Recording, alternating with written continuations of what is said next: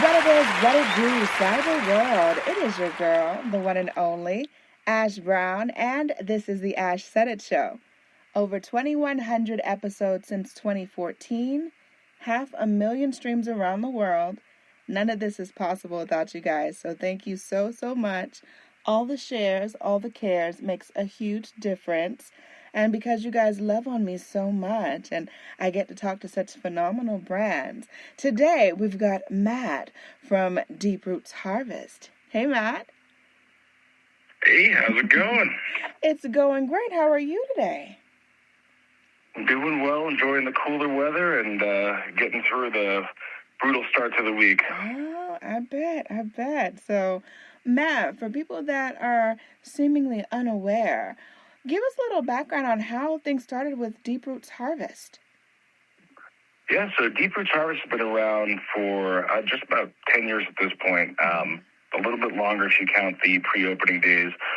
They first started out in the medical market and were one of the first brands to be producing flower. And true to their desire to be focused on bringing the highest quality medicine from farm to dispensary, they really did start out and provide a great deal of product for the medical market. They had some really notable strains and kind of set their initial start with just the cultivation piece and then opened up their Mesquite and West Wendover facilities and slowly have opened up 4 additional locations across the Las Vegas Valley. We've got locations in Henderson, over on the southwest side off of Blue Diamond, North Las Vegas location off of Craig, and then pretty central location off of Cheyenne as well. So they've expanded across the past 10 years, continued to really be focused on providing the best quality products coming from our facilities and servicing the local needs of our different customers that come through each day. That is pretty awesome. Well, kudos to you and the team. That's no small feat. Not at all. Nope. Growth is definitely exciting, but a lot of work. Yeah. Well, you guys are doing it. You're putting in that work there. Now, the brand is built on the farm to body philosophy. So how do you feel as though that translate the commitment of integration and transparency and the concept of quality control from seed to sale into compelling marketing content that builds a lasting relationship with your customers? Yeah, I think, for us, that shows in the continued and consistent quality of our products. We just started a fun 30 for 30 club. And what that means is over 30% THC and 30 milligrams of terpenes. And while THC, of course, is not everything, it definitely sets a strong standard for flower performance. And we've been churning out super high quality 30 for 30 rather strains for the past couple months. And, I think the critical piece too is how we engage with our customers. And that starts with understanding what their needs are, making sure that we are guiding them to products that can meet those needs and look at what exactly we're looking to accomplish to enhance their various lifestyles.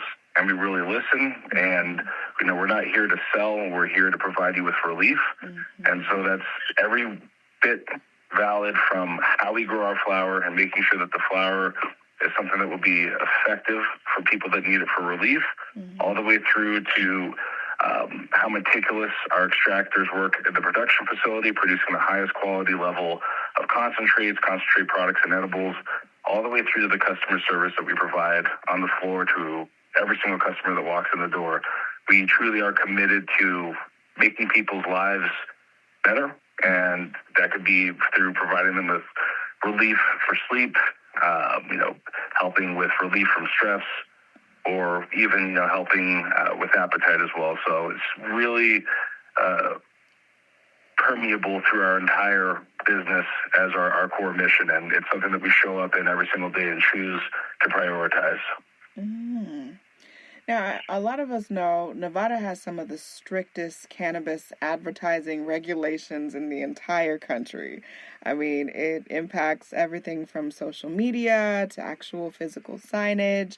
What are the top two creative strategies that you and your team use to deliver high impact marketing, drive traffic, but also doing that without violating these rules? Yeah, that's a great question. I think a decade ago, we definitely had a lot of roadblocks and challenges through cannabis marketing. But, I like to think that our team is kind of the cartographer in figuring out how to get from point A to point Z. And oftentimes that means going under, over, or around those hurdles. And, we thankfully over the past 10 years have really dialed things in and have advertising across Meta, across local news, even before the VGK and Raiders games with Channel 13, all the way through to Google AdWords. We have a large digital billboard and static billboard presence as well. And there's been some surprising, really effective marketing channels like direct mail. That's something that sounds super antiquated, and you can kind of remember getting the gigantic supermarket flyers as they come through. But we really have been able to circumvent a lot of those challenges. The main thing that the CCB requires from us, which is something that we always prioritize as our number one deciding factor in looking at marketing channels, is just that the audience is 70% or more 21 plus. So as long as you have that piece and you can find creative solutions, there's ways for you to utilize all marketing channels and get creative on how you can get into more of that mainstream position as well. Right. Now, the cannabis market is increasingly segmented with the different products, from the flower to the edibles and the concentrates, showing just varying success. How does your team leverage sales data and consumer behavior insights? For example, like the performance data on your successful Helix Twist Edibles versus the need for growth in the flower category to, just prioritize the marketing spend. Yeah, so in terms of the segment, we really see a lot of difference in our rural stores versus our City of Las Vegas stores. Oftentimes, the rural segment will be looking for discretion. They're also looking for convenience and something that is very accessible, so they'll turn to the vape category. And so speaking to that need of discretion and convenience is something that we'll do in our messaging. And the other piece that's critical for those folks are having trusted brands, ensuring that brands that are recognized throughout the country, like Steezy, Rove, Wild, are on our marketing messaging and very easy to understand that you can get the brands that you trust at our stores, and the discretion is always top of mind. In the city, it's really focused a lot more in terms of just overall category on flower. And what we've seen is a lot of people move towards bulk purchases. We've got some really aggressive deals. We have a daily $45 half ounce and a $75 ounce.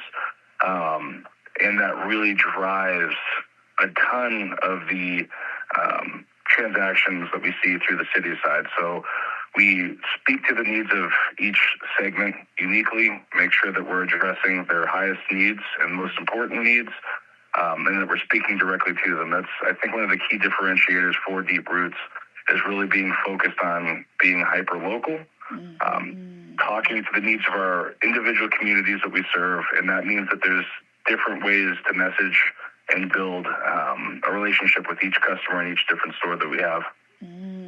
Yeah, you're definitely getting into that. And then, so the next thing I wanted to kind of get into was Deep Roots Harvest being acquired essentially by a larger multi-state operator. What is the most significant challenge that you anticipate in this translating from, a Nevada Roots brand to quite possibly a nationwide brand?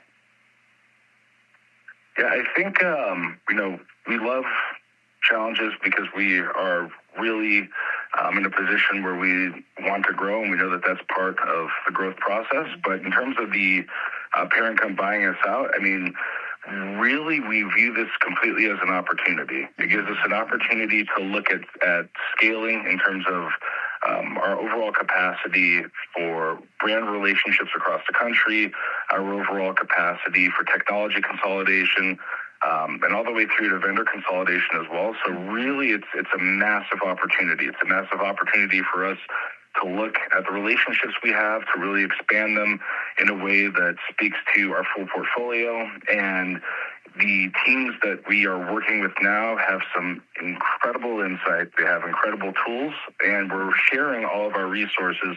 So it ends up just being, honestly, a complete benefit for us. And the tighter that we get ingrained with the new parent company, the more excited we're getting. It's the unity of really great teams and really great people with good intention and good work ethic coming together to do something great. So it's been nothing but an opportunity from our seat. Yes, definitely. Now, what's the best way for people that are listening now that never heard of Deep Roots Harvest, and they're like, oh my gosh, Ash has this guy on here and he's talking about all these great things. I want to check him out. Where do they need to go?